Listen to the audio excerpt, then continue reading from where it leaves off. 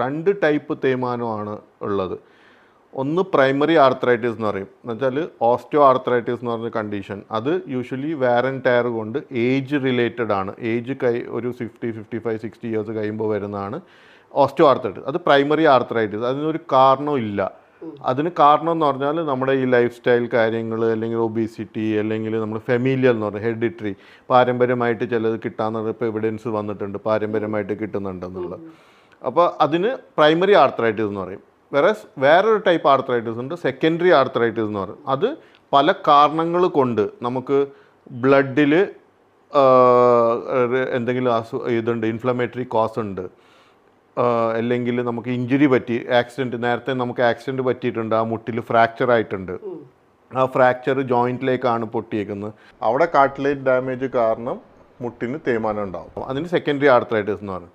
അതിൽ കോമൺ ആയിട്ട് secondary arthritis